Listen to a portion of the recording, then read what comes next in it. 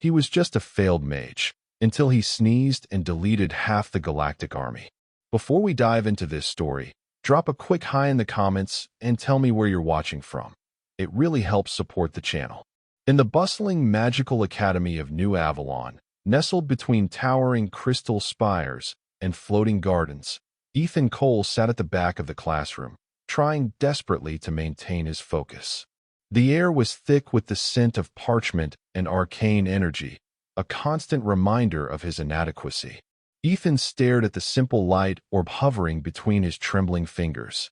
It was supposed to be a blazing sun, a demonstration of his progress after 3 years of intense study. Instead, it flickered pathetically, barely illuminating his disappointed face.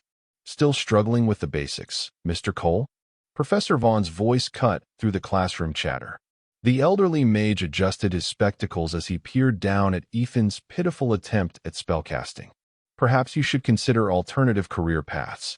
Not everyone is destined for magical greatness. The snickers from his classmates burned worse than any spell backfire Ethan had experienced, and he'd experienced many. Aaron Blake, top of their class and son of the Academy's chancellor, didn't even try to hide his amusement. Maybe he could be a court jester, Aaron whispered loudly enough for everyone to hear. His failed spells are more entertaining than anything our actual jesters perform. More laughter erupted as Ethan's light orb finally sputtered out completely. He gathered his books, mumbled an excuse, and hurried from the classroom, cheeks burning with shame. Outside in the courtyard, beneath the perpetually aurora-streaked sky of New Avalon, Ethan collapsed onto a stone bench and buried his face in his hands. 22 years old, and he had nothing to show for it except a string of magical failures and mounting student debt. "Don't let them get to you," came a gentle voice. Ethan looked up to see Olivia Hayes, her silver-white hair gleaming in the late afternoon light.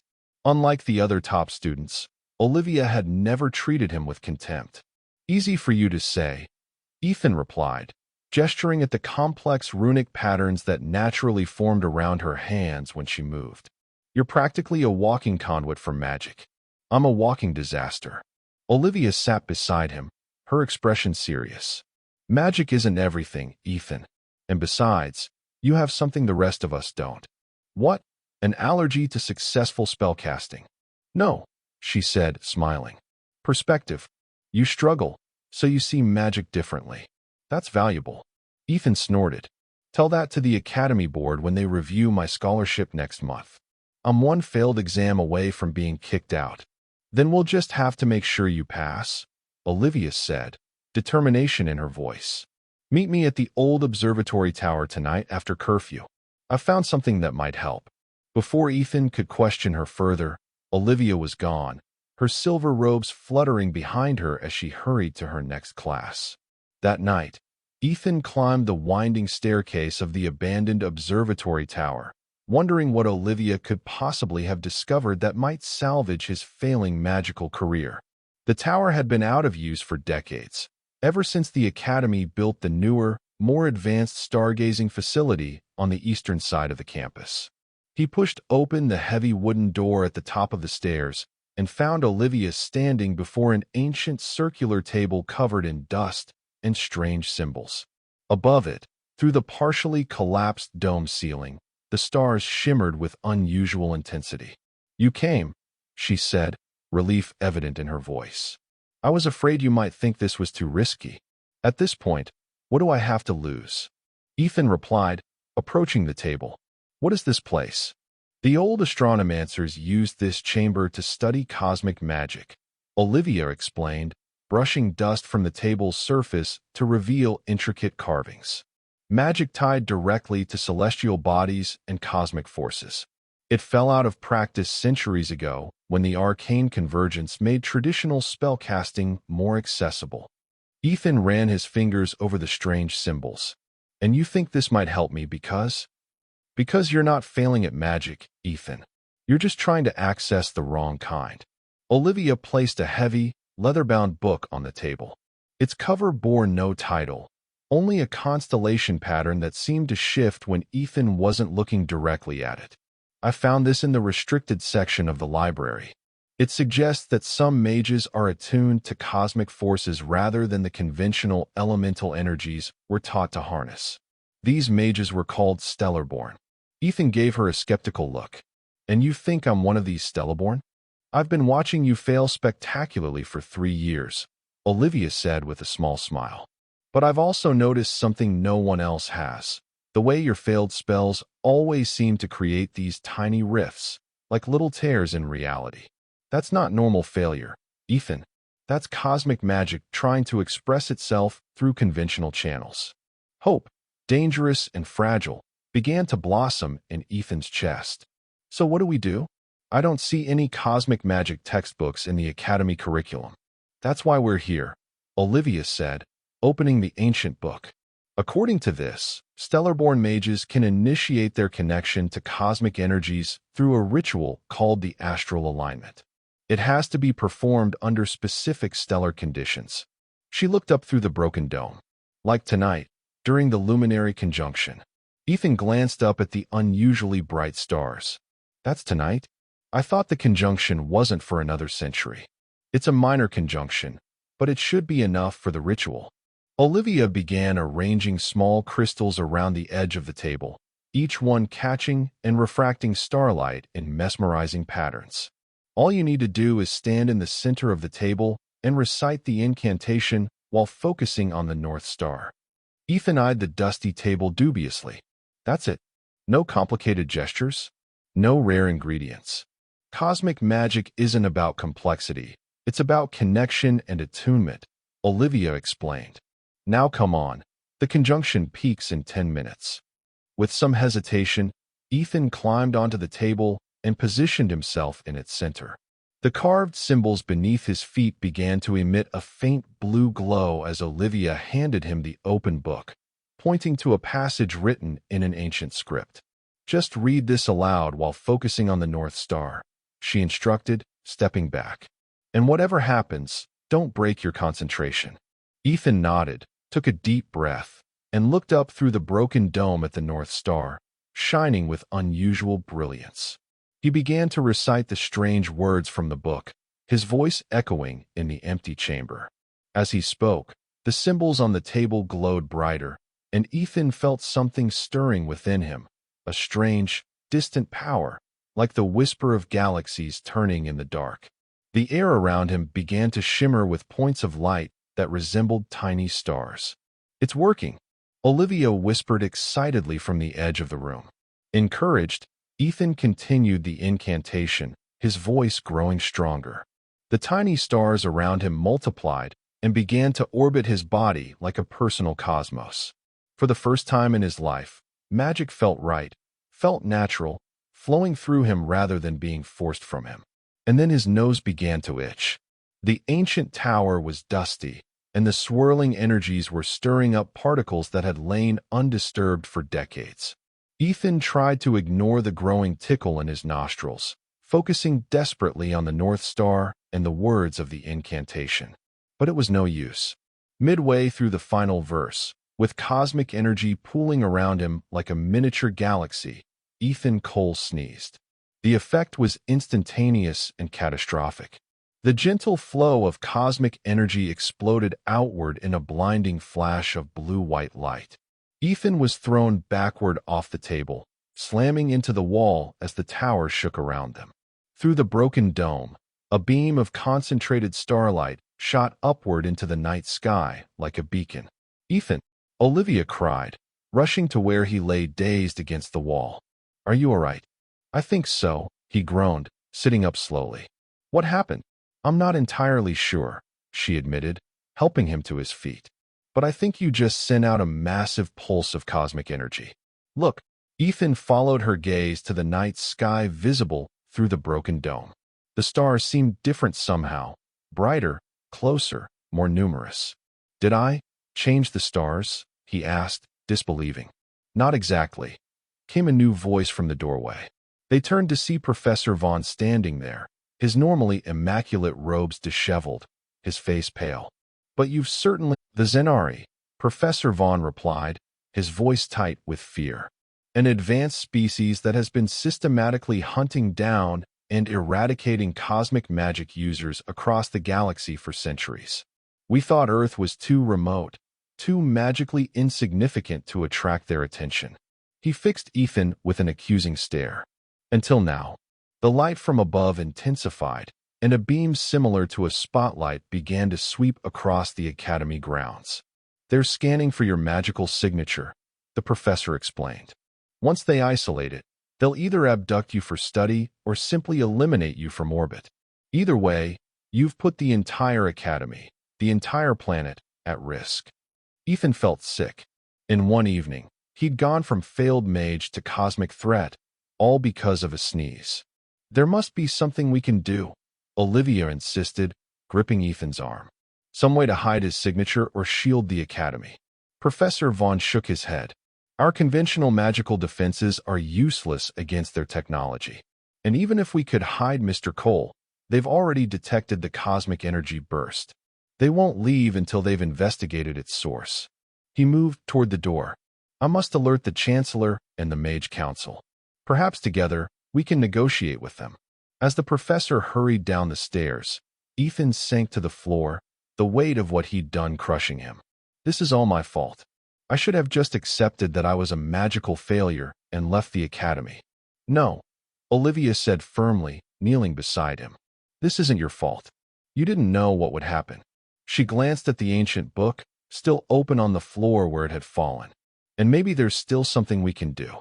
She retrieved the book and began flipping through its pages urgently.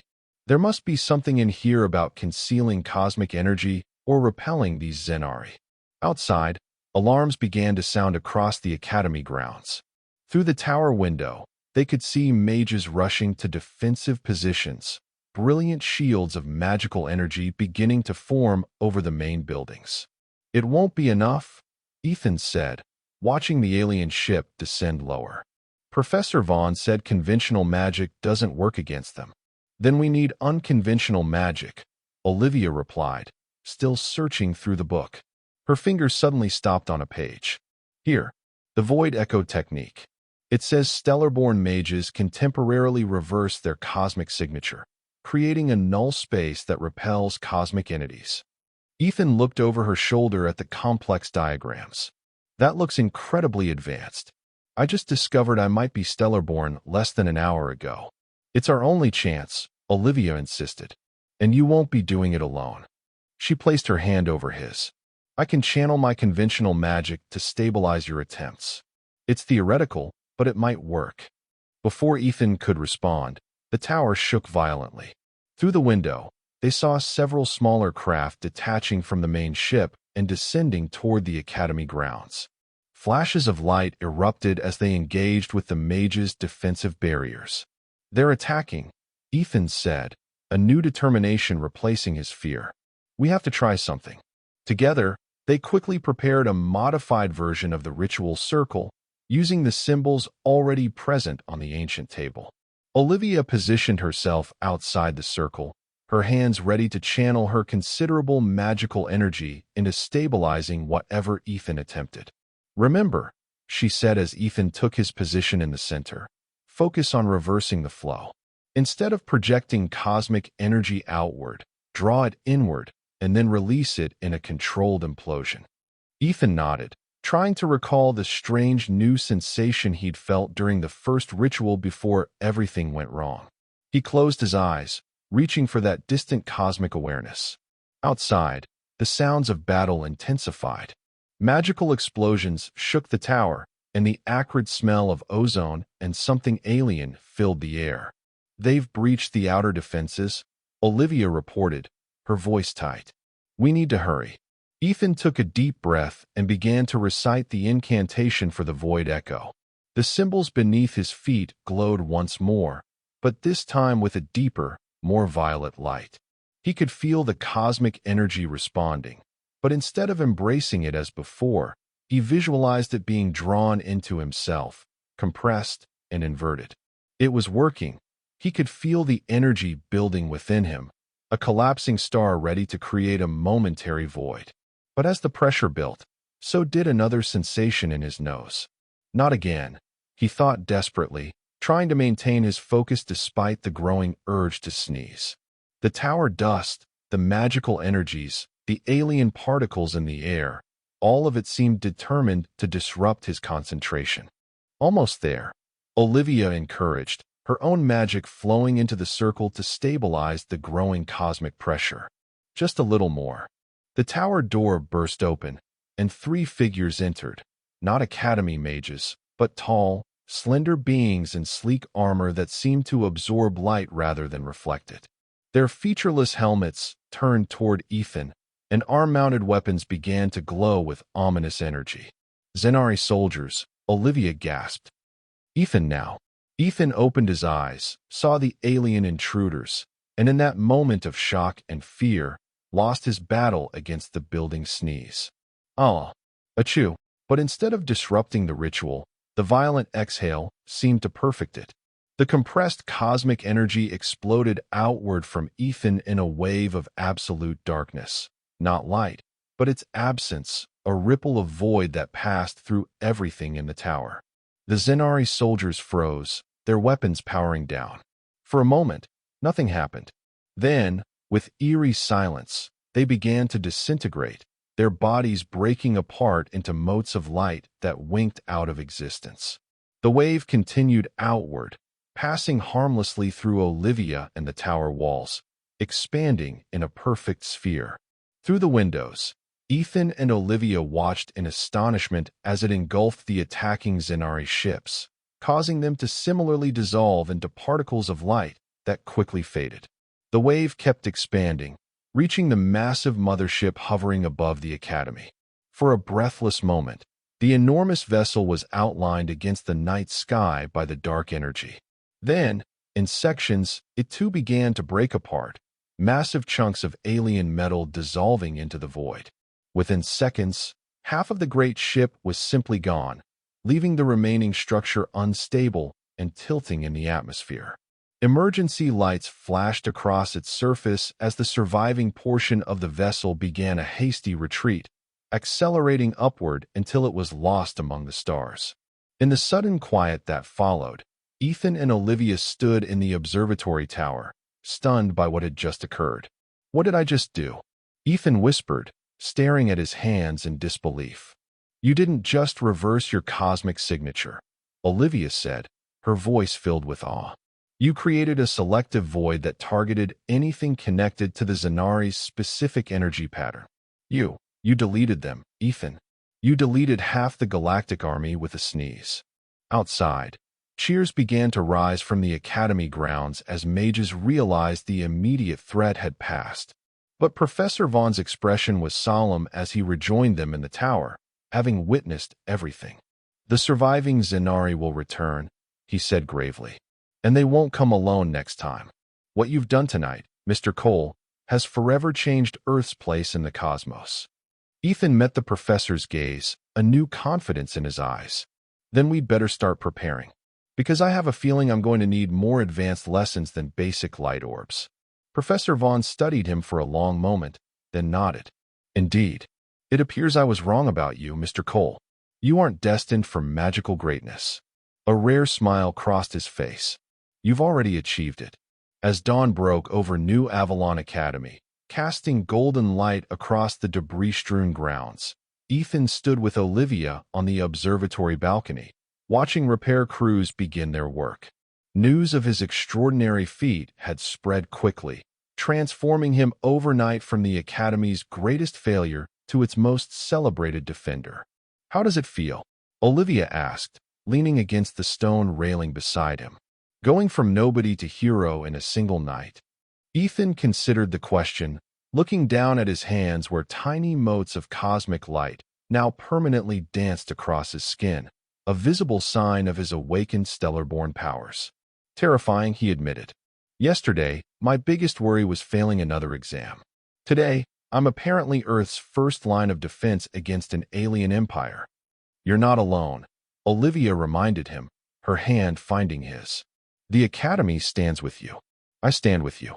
Ethan squeezed her hand gratefully, but his gaze was drawn to the morning sky, where stars still faintly glimmered despite the daylight. Somewhere out there, The surviving Zenari were regrouping, planning their return. And despite his newfound powers and sudden fame, one thought kept circling in Ethan's mind.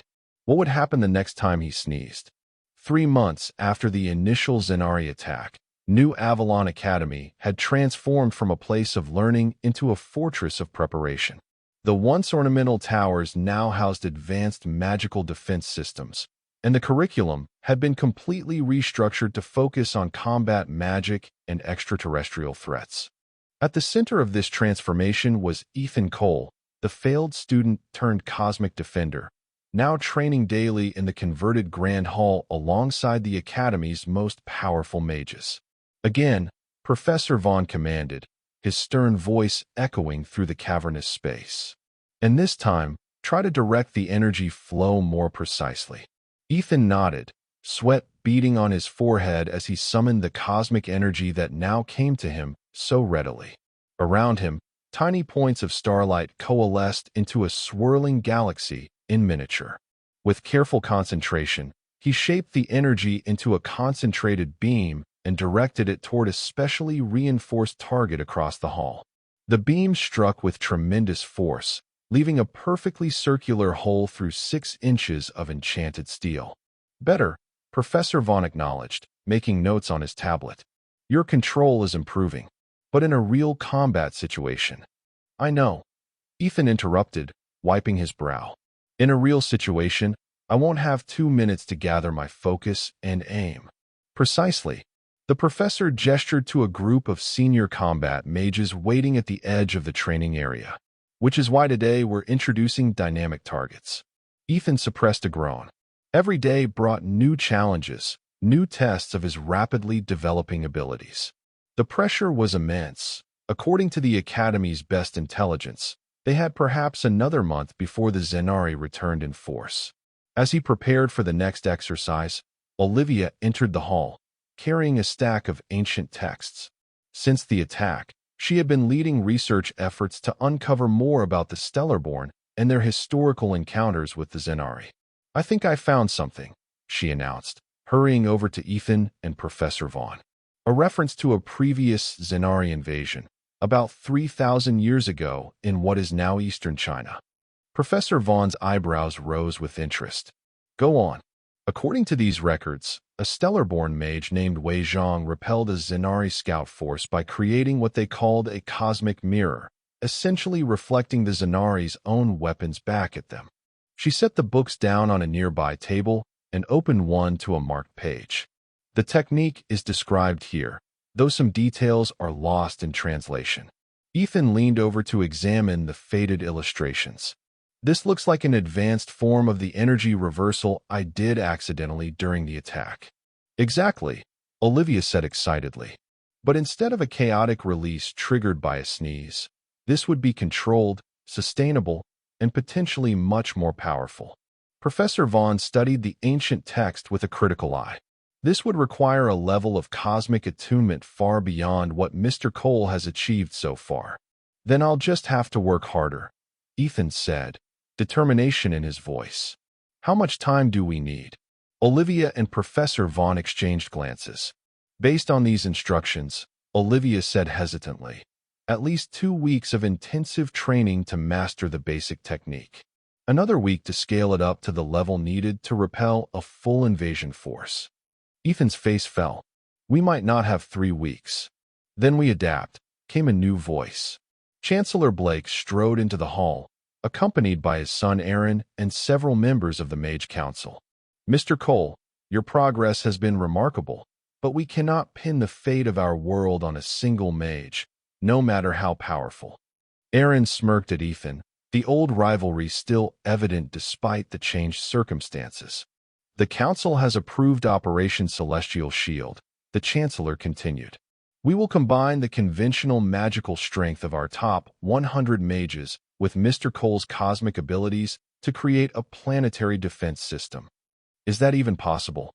Ethan asked, looking to Professor Vaughn. Theoretically, the professor replied.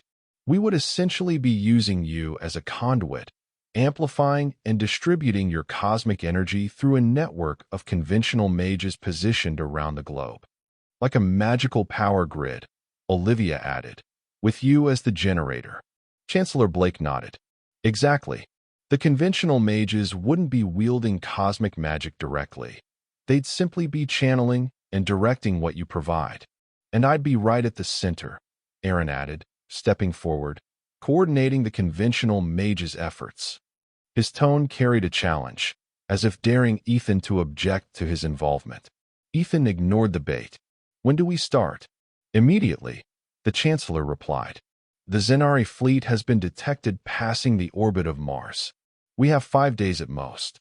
The next 4 days passed in a blur of exhaustion and intensity. Ethan trained until he collapsed, pushing his newly awakened abilities to their limits and beyond. Olivia rarely left his side, dividing her time between continuing her research and providing magical support during his training sessions. The most difficult aspect was learning to maintain a constant flow of cosmic energy while other mages tapped into it. Each connection felt like a separate pull on his consciousness, and with 100 mages scheduled to participate in the final defense, the strain would be enormous. It's like trying to hold 100 separate conversations simultaneously, Ethan complained after a particularly grueling practice session with 20 senior mages. I can't keep track of where all the energy is going. You don't need to, Olivia reminded him, passing him a flask of restorative potion. That's Aaron's job as the coordinator. You just need to provide the raw power and maintain the cosmic connection. Ethan took a long drink, grimacing at the potion's bitter taste. Easy for you to say. You're not the one with a cosmic migraine. Olivia smiled sympathetically. No, but I did spend all night translating this. She handed him a small scroll covered in ancient characters. It's a meditation technique specifically designed for stellar-born mages. It might help you maintain focus during the defense. Ethan unrolled the scroll gratefully. What would I do without you? Probably sneeze and accidentally destroy another alien fleet, she teased, before growing serious again. The latest scans show 50 Zenari warships approaching, Ethan. More than 10 times what we faced before. And they'll be prepared for your abilities this time. Ethan nodded grimly. I know, but so are we. On the morning of the 5th day, the Zenari fleet entered Earth's atmosphere, positioning themselves in a formation that covered every major magical institution around the globe. The main command ship, twice the size of the vessel Ethan had partially destroyed, hovered directly above New Avalon Academy. In the center of the Academy's main courtyard, Ethan stood within an elaborate ritual circle. 100 of Earth's most powerful mages, including Aaron Blake, were positioned at strategic points around him, each connected to the circle by lines of glowing, arcane energy. Remember, Professor Vaughn instructed from the edge of the circle. Once the connection is established, do not attempt to control the individual energy flows. Focus solely on maintaining the cosmic tap. Ethan nodded, his eyes fixed on the massive alien ship looming above them. Strange energies were building around its hull. Clearly, the Zenari weren't planning to start with diplomatic overtures this time. They're charging weapons, Olivia reported from her position at a magical monitoring station. Energy signatures unlike anything we've seen before. They've upgraded since the last attack. Chancellor Blake raised his voice to address all the assembled mages. Positions everyone. Prepare to receive cosmic energy on my mark. The 100 mages moved into their final positions, hands raised toward the sky in unison. Aaron stood directly opposite Ethan in the circle, his expression intense but focused. Whatever personal rivalry existed between them was set aside in the face of extinction. Ethan, Olivia called from her station. The meditation technique. Use it now. Closing his eyes, Ethan began the ancient stellar-born meditation, feeling his consciousness expand outward, connecting with the distant stars even as they faded in the morning light. The cosmic energy responded immediately, flowing into him like a river finding its natural course. Now, Chancellor Blake commanded. Ethan opened his eyes, now glowing with starlight, and released the cosmic energy into the ritual circle. The effect was immediate and visually stunning. Lines of blue-white power surged along the arcane pathways, connecting him to each of the 100 mages. As the energy reached them, each mage began to glow with the same stellar light. Above them, the Zenari command ship unleashed its first attack, a blazing beam of purple energy that streaked toward the academy. Before it could strike, Aaron Blake raised his hands, directing 30 of the connected mages to form a shield. Cosmic energy flowed through their conventional magical frameworks, creating a barrier unlike anything Earth had seen before. The Zenari weapon struck the shield and dissipated, the alien energy absorbed and neutralized by the hybrid defense. A cheer went up from the watching academy students and staff, but Ethan barely heard it. The strain of channeling so much cosmic power was already taxing him to his limits. Sweat poured down his face, and his vision began to blur around the edges. "Ethan, your output is fluctuating," Olivia called, concern evident in her voice. "Try to stabilize." Gritting his teeth, Ethan pushed harder, drawing more cosmic energy into himself. The stars seemed to pulse in sympathy, growing brighter even in the daylight sky. The ritual circle beneath his feet began to crack from the power flowing through it. Above, the Zenari fleet shifted formation. Dozens of smaller craft descended from the main ships, moving to surround the academy. "They're trying to find weak points in our defense," Aaron shouted, redirecting mages to address the new threats. "We need more power to the eastern quadrant." Ethan complied, focusing his attention on the mages Aaron indicated. But as he did, his control over the other energy pathways wavered. A Zenari beam broke through the western defense, striking one of the academy towers and reducing it to rubble. Screams rose from that direction as students and staff fled the destruction. "We can't maintain this," Professor Vaughn called, his normal composure slipping. "The Zenari have too many ships, too many angles of attack." Chancellor Blake's face was grim as he assessed the situation. "We need to go on the offensive. Mr. Cole, can you channel enough energy for an attack while maintaining the defense?"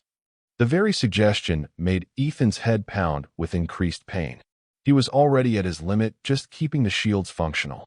I don't think so. Then we'll have to sacrifice some of our defensive coverage," the Chancellor decided. "Aaron, prepare 20 mages for a concentrated strike against the command ship." "Father, that will leave the southern quadrant completely exposed," Aaron protested. "We have no choice. If we remain purely defensive, they'll pick us apart." As they argued, Ethan felt something strange happening to the cosmic energy flowing through him. It was changing somehow, becoming more responsive, more integrated with his own magical core. The meditation technique Olivia had given him was working at a deeper level than he'd realized, fundamentally altering how he processed the stellar power. And then, in the midst of battle, with destruction raining down around them and the fate of the world hanging in the balance, Ethan felt his nose begin to itch. Not now, he thought desperately, trying to suppress the building sneeze. But the combination of stress, dust from the destroyed tower, and the massive cosmic energies swirling around him made it inevitable. "Everyone brace yourselves," he managed to shout before the sneeze overtook him. HCHO, the effect was both immediate and unexpected.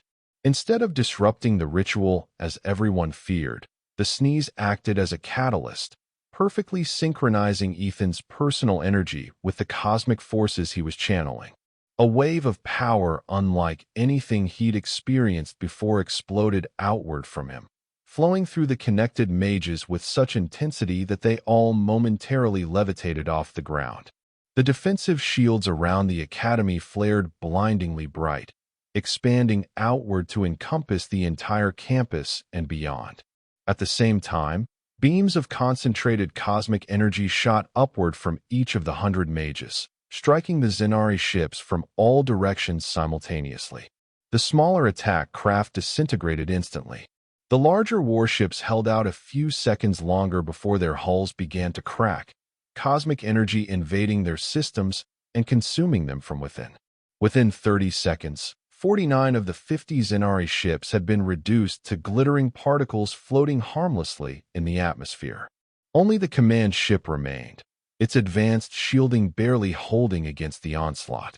But even this massive vessel was clearly damaged, its weapon systems offline, its engines failing. In the courtyard, Ethan staggered but remained standing, the cosmic energy still flowing through him at an unprecedented rate. The 100 connected mages were now completely in sync with him, no longer requiring Aaron's coordination. They functioned as a single organism, sensing and responding to threats with perfect unity. A hatch opened in the underside of the surviving Zenari command ship, and a single shuttle descended toward the Academy. Unlike the warships, this vessel bore no visible weapons. "They're sending a delegation," Chancellor Blake announced, surprise evident in his voice. "Hold your fire, but maintain the shields." The shuttle landed at the edge of the courtyard, and 3 Zenari emerged. They were tall, slender beings with pale blue skin and 4 arms. Their eyes were large and entirely black, set in elongated faces devoid of any other visible features. They wore simple robes rather than the combat armor of the soldiers Ethan had encountered during the first attack. The tallest Zenari stepped forward, raising all 4 hands in what appeared to be a gesture of peace. When it spoke, its voice was translated by a device at its throat, producing eerily perfect English. "I am Supreme Commander Talon of the Zenari Cosmic Containment Fleet. I request parley with the Stellarborn who commands these forces." Chancellor Blake looked to Ethan, who nodded. Carefully maintaining the cosmic energy flow to the defensive shields, Ethan stepped forward to face the alien commander. "I am Ethan Cole of Earth. Why have you attacked our world?" The Zenari commander studied him with those unsettling black eyes. "For the same reason we have contained cosmic magic throughout the galaxy for 10,000 years, to prevent the collapse." "What collapse?" Ethan demanded. "The cosmic unraveling that occurs when stellar-born powers reach critical mass," Talon explained. "We have witnessed 17 civilizations destroy themselves and nearby star systems by allowing cosmic magic to proliferate unchecked. We act to preserve galactic stability." Professor Vaughn stepped forward. "You're saying cosmic magic is inherently dangerous?" "When wielded by immature species without proper safeguards, yes." The commander gestured toward Ethan. "This one, for instance, has already demonstrated power beyond normal stellar-born parameters. His uncontrolled expulsion during our first encounter destroyed half our regional fleet. A similar event on a planetary scale could destabilize your entire solar system."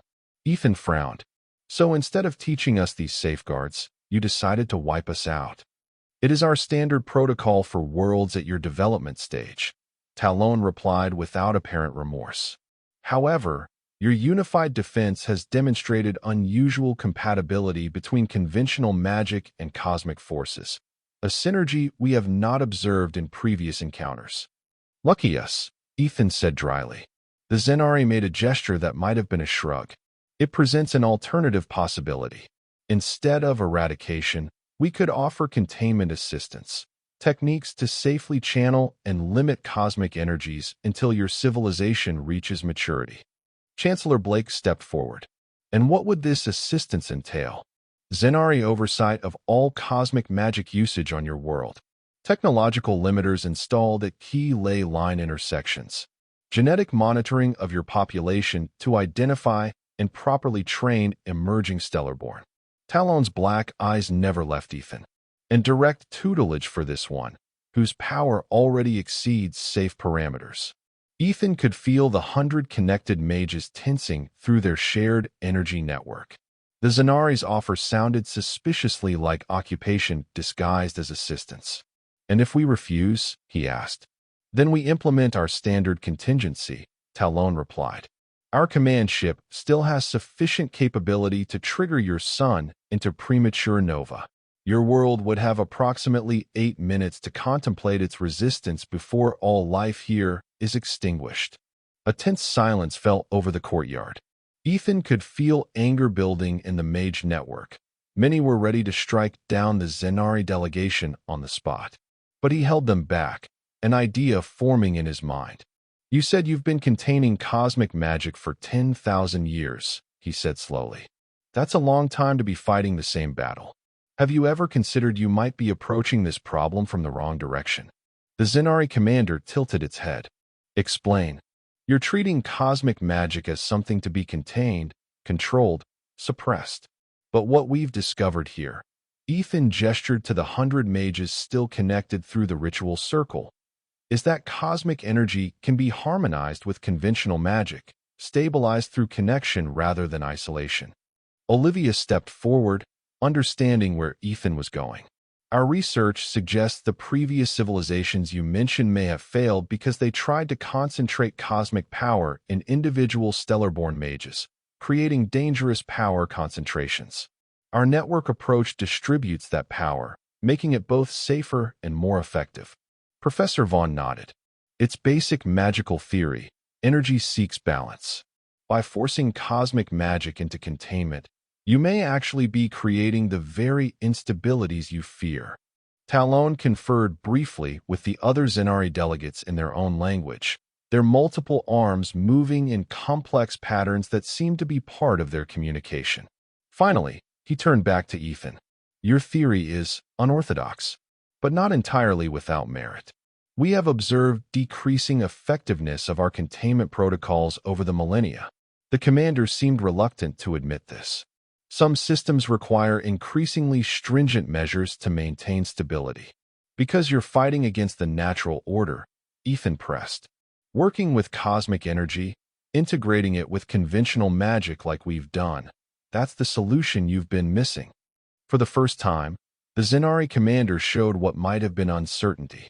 This approach would require significant re-evaluation of our fundamental doctrines. Then re-evaluate, Ethan said firmly. Because I promise you this, if you try to destroy our sun or impose your assistance on us, I will sneeze again. And this time, I won't stop at half your fleet. To emphasize his point, Ethan channeled a small surge of cosmic energy through the network. Every connected mage glowed brighter, and beams of starlight shot into the air around the courtyard. The display was both beautiful and clearly threatening. Talon's black eyes narrowed, but after a moment, the commander nodded. Very well. We will withdraw to consider your alternative approach. A delegation will return in one of your Earth years to assess your progress and stability. There was a clear warning in his tone. If we detect any signs of cosmic instability during that time, our response will be immediate and final. Fair enough, Ethan replied. And perhaps next time you could try knocking first, instead of opening with an invasion fleet. The Zenari commander made a gesture that might have been acknowledgement before turning back toward their shuttle. As the delegation departed and the damaged command ship slowly retreated from Earth's atmosphere, the 100 Mage network gradually powered down, the cosmic energy flow receding to manageable levels. Exhausted but triumphant, Ethan finally released his connection to the cosmic forces. The glowing lines of the ritual circle faded, and the assembled mages sagged with collective relief. Olivia rushed to Ethan's side as he swayed on his feet. You did it, she said, supporting him with an arm around his waist. You actually negotiated with the most feared species in the galaxy. We all did it, Ethan corrected, looking around at the gathered mages who were now being treated for magical exhaustion by Academy healers. I was just the power source. The network was what really impressed them. Professor Vaughn approached, looking both exhausted and exhilarated. It was more than that, Mr. Cole. You showed them an entirely new paradigm, one they've apparently been too rigid to consider for thousands of years. He shook his head in wonder. From failed student to galactic revolutionary in a single semester. I believe that sets a new academy record. Chancellor Blake joined them, his normally imperious manner subdued. We have much work to do before the Zenari return. Research, development, training, and we'll need to establish similar networks around the world. And figure out how to sneeze on command, Aaron added, approaching the group with a surprising lack of animosity. Got to admit, Cole, that was impressive. Disgusting, but impressive. He extended his hand. Ethan hesitated only briefly before shaking it. Thanks for the coordination work. Couldn't have done it without you. I know, Aaron replied with a hint of his old arrogance, but there was respect in his eyes now. Magic teams are only as good as their conductor. He glanced at his father. Something the academy curriculum might want to emphasize more in the future. Indeed, the chancellor agreed. I believe we have many revisions to make to our curriculum, our understanding of magic, and our place in the cosmos. He looked at Ethan with newfound respect. It seems we have 1 year to revolutionize magical theory and practice. I suggest we begin immediately. As the others dispersed to organize recovery efforts and begin planning, Ethan remained in the courtyard with Olivia, gazing up at the sky where the last traces of the Zenari ships were disappearing from view. Do you think they'll actually consider what you said? Olivia asked. About working with cosmic energy instead of containing it. Ethan shrugged. I don't know. They've been doing things their way for 10,000 years. Change doesn't come easily after that much time. He smiled suddenly. But I've got a feeling we made them sneeze, metaphorically speaking.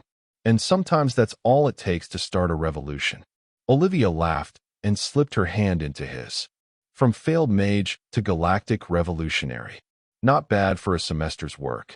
Just wait until finals, Ethan replied with a grin.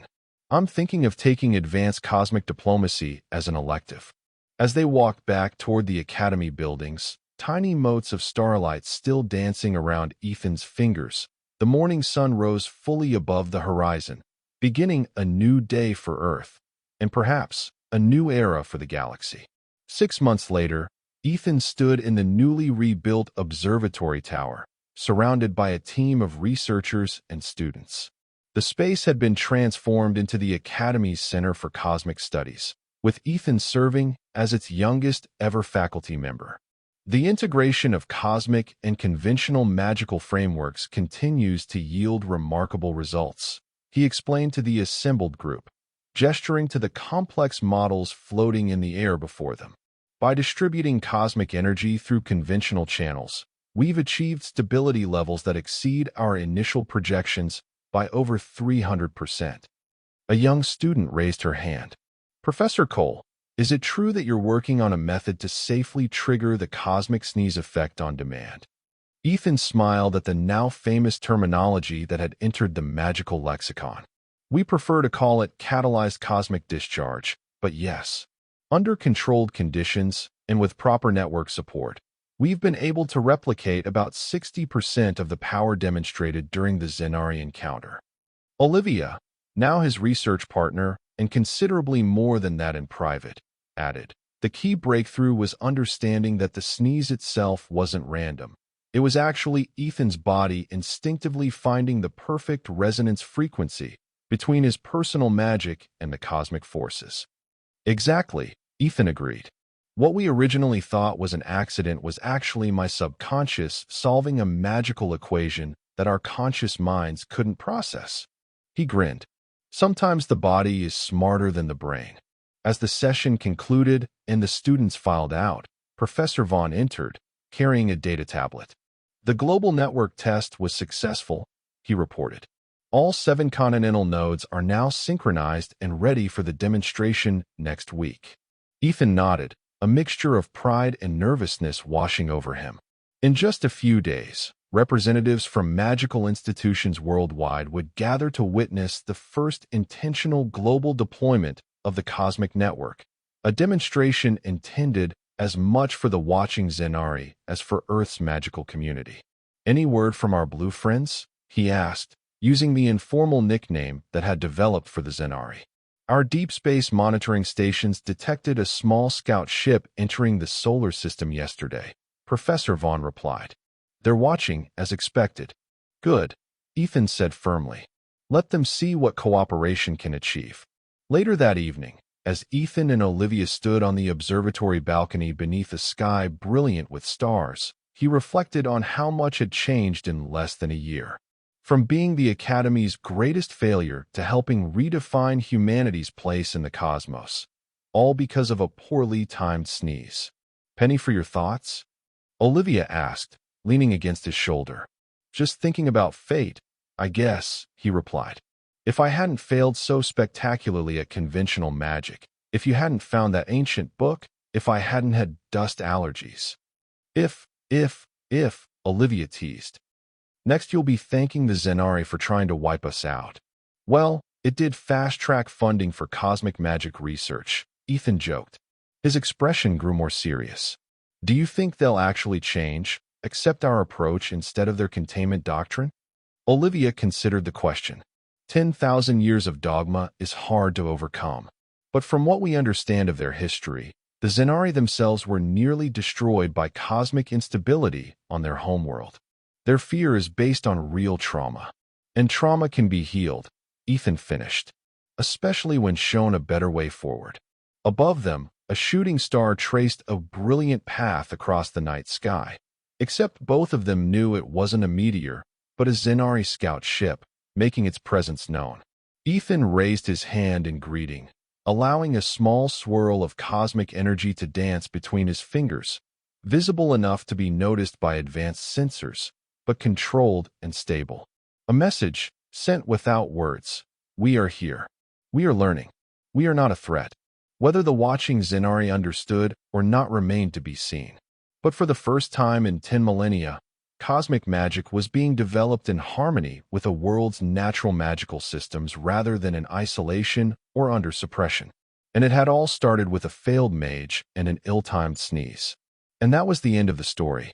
If you listened all the way to here, don't forget to leave feedback about what you thought of the story in the comments, whether positive or negative. Your feedback helps us improve. Also, leave your like and subscribe to the channel for more stories like this one. And I'll leave here on the screen another video that I'm sure you'll like. Big hug, and see you in the next story.